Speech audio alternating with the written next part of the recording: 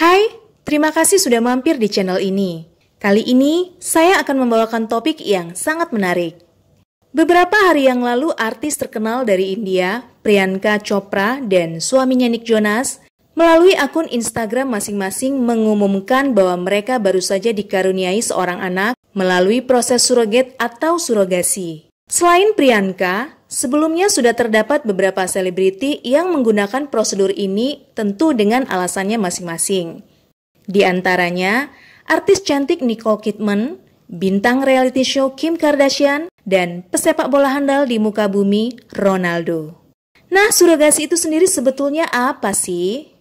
Surogasi adalah metode reproduksi melalui ibu pengganti. Suatu metode yang dilakukan oleh pasangan untuk mendapatkan anak dengan cara menyewa rahim wanita lain. Sedangkan wanita yang menyewakan rahimnya disebut dengan surrogate mother. Pada prosedur ini masing-masing pihak, yakni pihak pasangan yang ingin memiliki anak dan pihak ibu pengganti akan diikat melalui perjanjian, dan anak yang dilahirkan akan menjadi anak dari pasangan yang menyewa rahim. Proses surogasi sendiri dapat dilakukan dalam dua cara. Yang pertama disebut dengan traditional surrogate. Pada metode ini, kehamilan terjadi ketika sel telur ibu pengganti dibuahi oleh sperma pendonor melalui proses inseminasi. Untuk sebagian orang pejuang garis 2, tentu prosedur inseminasi ini tidaklah asing. Namun untuk yang belum paham, sederhananya seperti ini. Sperma dari pasangan pria akan diambil, kemudian dimasukkan ke dalam rahim ibu pengganti pada masa ovulasi menggunakan kateter kecil. Apabila proses ini berhasil, maka si anak yang dilahirkan akan memiliki hubungan biologis dan genetik dengan ibu penggantinya. Hal ini karena yang dibuahi adalah sel telur ibu pengganti yang sekaligus ibu kandung. Cara yang kedua disebut juga dengan gestational surrogate. Cara ini menggunakan teknik in vitro fertilization atau yang disebut dengan IVF. Di Indonesia, cara ini juga disebut dengan bayi tabung, di mana proses pembuahan atau proses bertemunya sel sperma dengan sel telur dilakukan di laboratorium eksternal. Setelah dua sel ini bertemu, bersatu dan membelah menjadi sekian sel, barulah akan dipilih embrio terbaik untuk kemudian ditransfer ke dalam rahim ibu pengganti, bukan ke dalam rahim ibu kandung. Pada proses ini ibu pengganti akan disebut sebagai mother of birth atau ibu yang melahirkan, sedangkan ibu kandungnya tetaplah si pasangan perempuan. Pada metode yang kedua ini, anak yang dilahirkan tidak memiliki hubungan genetik dengan ibu penggantinya. Nah, selanjutnya adalah alasan apa yang menyebabkan pasangan memilih metode surogasi ini. Yang pertama, adanya masalah dengan rahim si ibu. Yang kedua, adanya kondisi yang membuat seorang ibu tidak memungkinkan untuk hamil atau beresiko tinggi apabila hamil. Misalnya, memiliki penyakit jantung yang sangat parah.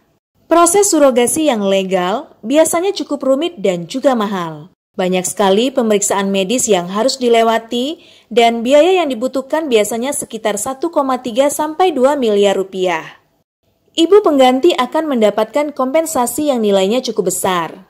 Sebab itu menjadi ibu pengganti menjadi ladang bisnis tersendiri. India adalah salah satu negara yang menjadi surga surogasi di dunia. Hal ini karena teknologi medisnya sudah maju, namun biayanya relatif terjangkau. Biaya surogasi di India jauh lebih rendah dibandingkan dengan Amerika maupun Inggris. Perbandingannya dengan Amerika sekitar 1/5. Hal ini juga yang mendorong banyak sekali pasangan asing mengalihkan upaya mereka ke India, karena di India, tindakan tersebut dilegalkan sejak tahun 2002.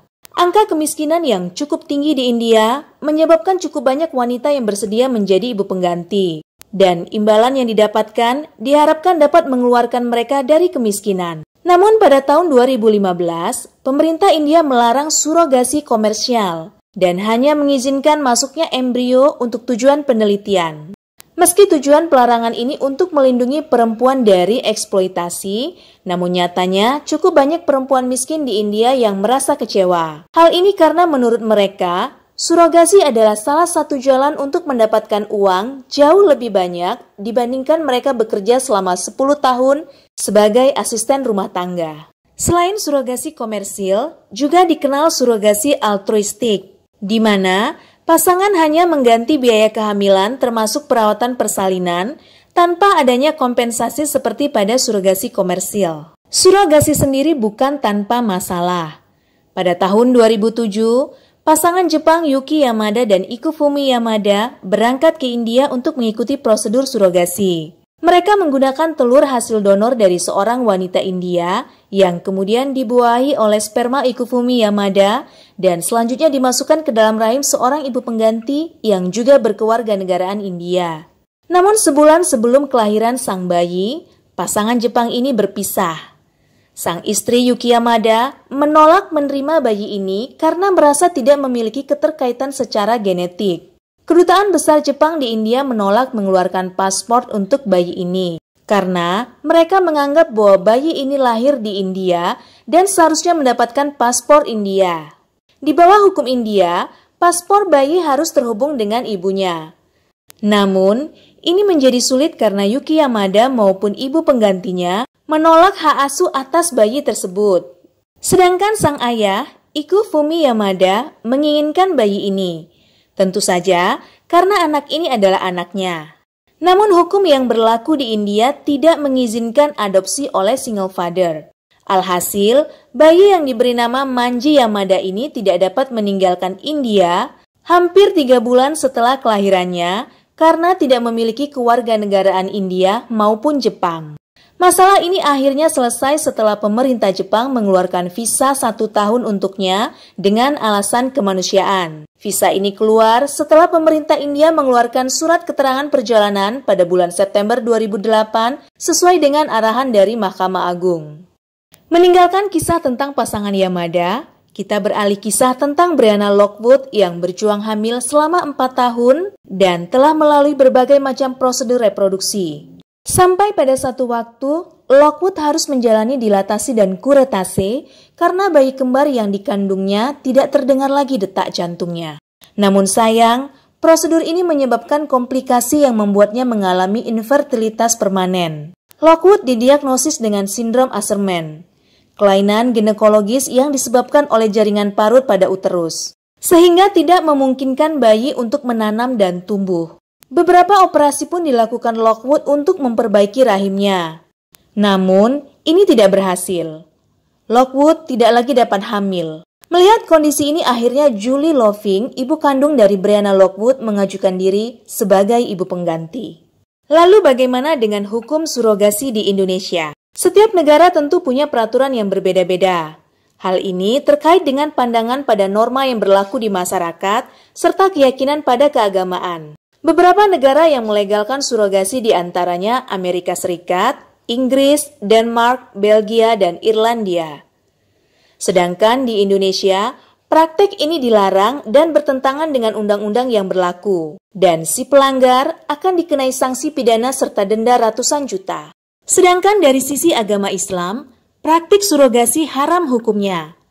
Selain terkait hukum warisan, memasukkan pihak ketiga akan membuat garis keturunan sang anak menjadi tidak jelas. Demikianlah sejumput garam yang saya bawa kali ini. Semoga rasanya dapat memberi makna. Terima kasih dan salam.